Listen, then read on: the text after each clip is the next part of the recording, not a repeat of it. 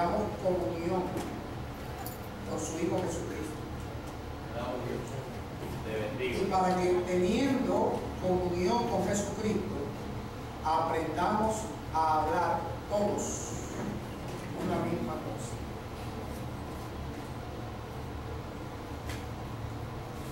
Cuando en una congregación o la iglesia a nivel de todo el planeta Tierra no aprenden a tener comunión con Jesucristo, es decir, no oran conforme al nombre de Jesucristo, no oran conforme a las palabras que Dios enseña, entonces el efecto, la consecuencia, el resultado de no tener comunión con Jesucristo es que no aprenden a hablar todos la misma cosa. El no hablar todos la misma cosa en la iglesia es lo que produce divisiones. Por eso la iglesia está tan dividida. Lo mismo sucede en las congregaciones. Sí es. Lo que es raro, hermano, es que tenemos una sola Biblia. ¿Qué significa eso? Que teniendo un solo libro, la iglesia no ha aprendido a hablar el mismo lenguaje de Dios. ¿Por qué será? Porque le creen más lo que dicen los hombres que lo que Dios tiene escrito. Amén. Es así. Ahí está el problema. Entonces observen. En Lucas 9:23, no abra la Biblia, usted me va a escuchar. Cuando yo le diga, vamos a leer. Ya usted tiene toda la cita para que usted en su casa compruebe que aquí se habla y se predica con demostración de espíritu y de poder. Que aquí no se habla la filosofía ni la ideología personal del pastor. Aquí hablamos el lenguaje de Dios. Así es. Para que usted aprenda a hablar el lenguaje de Dios. Y en su casa, todos aprendan a hablar el lenguaje de Dios. Esto está bien. Dios. Es el oficio de cada uno de nosotros. Entonces dice Jesús, que es el que está hablando: si alguno viene en pos de mí, porque yo soy el camino, dice Jesús. Yo soy el único camino que te lleva al Padre. Así es. Si alguno de ustedes viene en pos de mí, lo primero que hay que hacer es niéguese a sí mismo. Niéguese a sí mismo. ¿Usted sabe qué significa negarnos a nosotros mismos?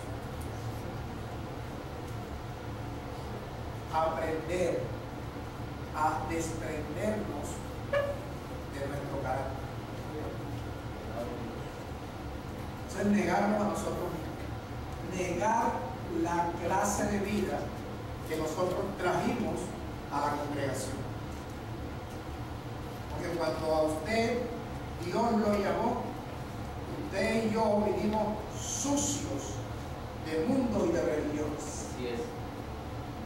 Entonces, comenzamos a negarnos nosotros mismos para poder ir en pos del camino, para poder acercarnos al lugar santísimo, a negarnos. ¿Qué significa negarnos, hermano? En el caso mío, yo tengo que negar mi carácter, negar mi forma de ser. Y eso es lo que Pablo llama la batalla de la fe. Porque no nos podemos negar de la noche a la mañana, ni porque yo te imponga las manos, ni porque alguien te eche aceite, ni porque alguno ore por ti. El negarnos a nosotros mismos es un proceso de todos y cada uno de nosotros. Negar nuestros defectos. Negar, por ejemplo, si somos negligentes.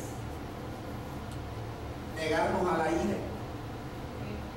Negarnos al enojo.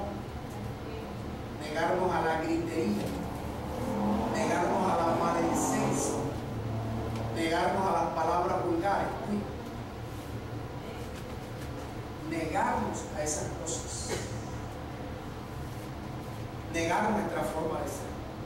O sea, fíjate tú que la gente piensa, porque les han enseñado mal, que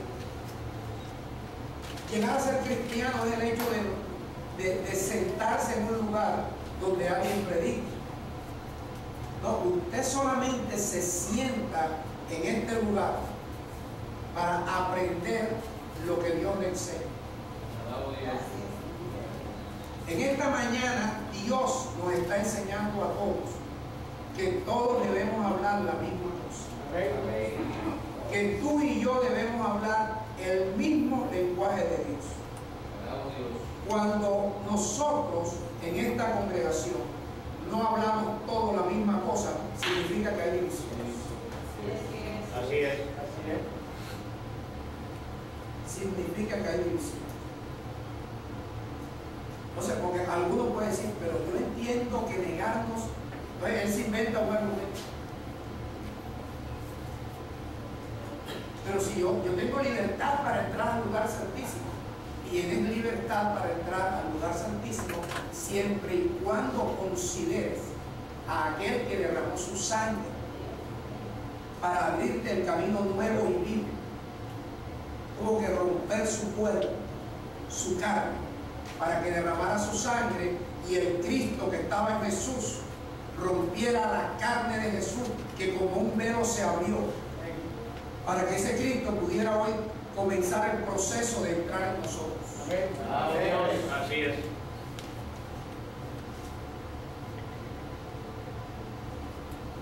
Entonces, dice él, si alguno viene en pos de mí, ¿habrá alguien que quiera ir en pos de ese camino?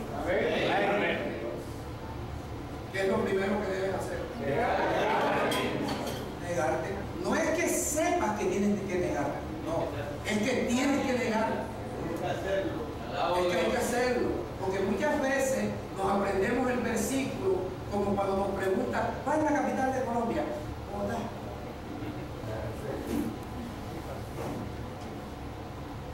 ¿Cuál es el río más grande que pasa por Barranquilla? Río Magdalena. No es que lo sepas, es que lo hagas. Aprendemos para hacer. Así es. Si vamos a una universidad a estudiar una carrera, la carrera o las materias que aprendemos son para ponerlas en práctica. Si no, no podemos ejercer la profesión. Bueno, lo mismo el cristianismo, es la buena profesión de nuestra esperanza. Entonces, como profesión, tú y yo tenemos que aprender de Dios el mejor didacta, el mejor profesor, el mejor maestro.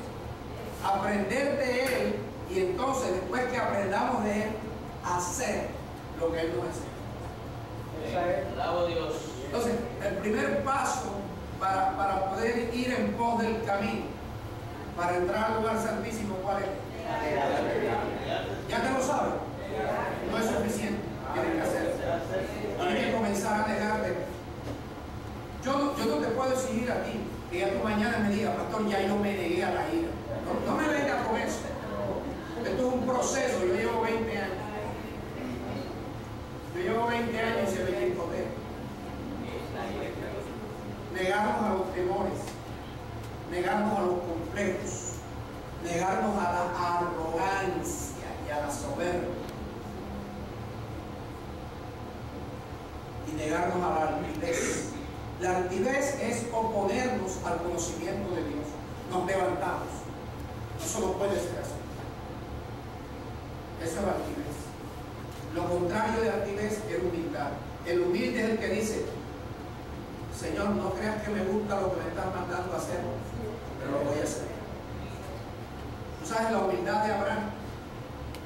Cuando Dios le dijo, toma a Abraham tu único hijo y sacrifícalo por holocausto. Cualquiera cree que Abraham dijo, gloria a Dios por esto. Abraham no se levantó en contra de lo que Dios le mandó. Dice más bien que se levantó temprano, ensilló su burro cogió a su hijo, que era David, cogió 2 testigos y agarró el fuego para ir a hacer lo que Dios le mandó. Por eso a Abraham lo conocemos hoy como el padre de la fe. Eso. Entonces, si alguno viene en pos de mí,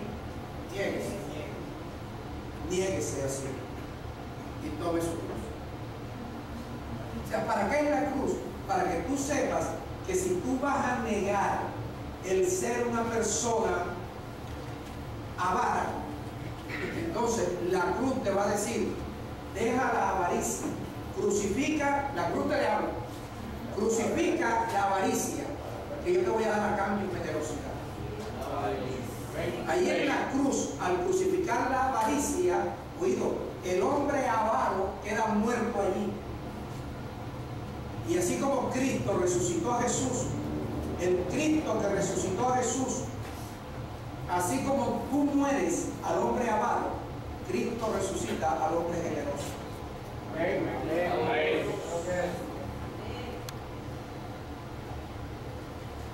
Crucifica allí, porque dice Gálatas 5:24 que hay que crucificar la carne con sus pasiones y sus deseos.